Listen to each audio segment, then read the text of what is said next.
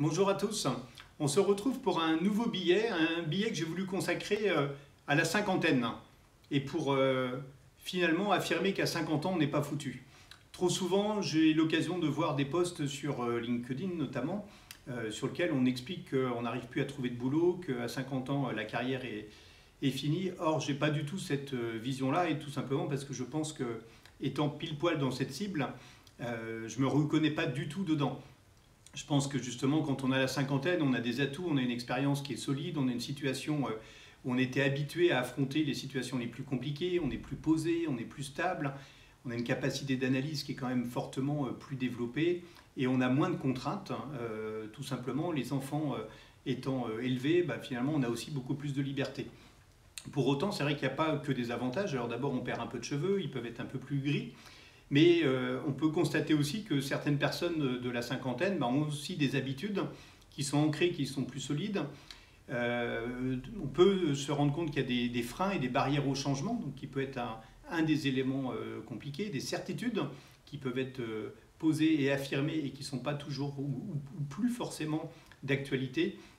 Et puis, il peut y avoir un élément sur lequel je trouve qu'on parle assez peu, c'est qu'il peut y avoir un niveau en termes de prétention salariale, et notamment quand on est dans le cadre de réorientation professionnelle.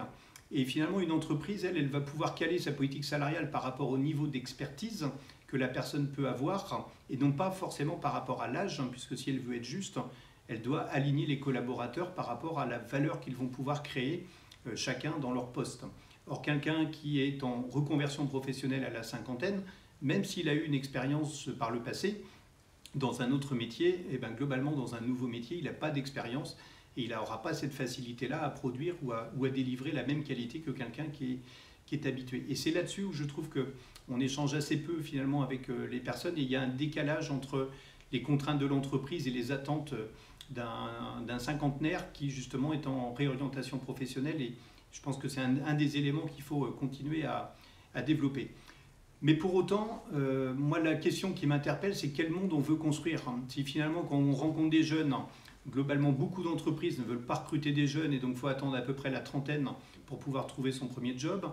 Et puis quand on commence à arriver à 45 ans, ça commence à sentir un peu le soufre.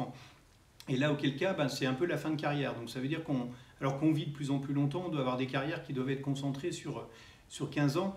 Moi, je n'ai pas du tout cette vision-là. Une entreprise et le monde dans lequel on vit doit justement inclure tout le monde, le plus grand nombre, et y compris les jeunes, y compris les moins jeunes. Et c'est cette différence-là qui va contribuer justement à apporter de la diversité dans l'entreprise et à apporter justement un certain nombre d'atouts et à mieux la faire avancer. Et je suis intimement convaincu que finalement, ce n'est pas une question d'âge. Il y a des gens qui sont très jeunes et qui finalement raisonnent un peu comme des anciens. Il y a des gens plus âgés qui sont toujours ultra modernes. Et c'est avant tout un état d'esprit psychologique et mental qu'on doit avoir. Et finalement, c'est aussi des éléments qu'on doit construire tout au long de sa carrière, ce qui n'est pas toujours le cas pendant des années et qui finalement peut arriver à une certaine limite quand on arrive à la cinquantaine. Voilà, je vous invite à lire mon billet qui est en commentaire. N'hésitez pas à liker, à commenter, à partager. Faites-moi vos retours d'expérience, ce que vous avez vécu. Voilà, c'est ça qui m'intéresse et c'est ça qui nous fait avancer. À bientôt.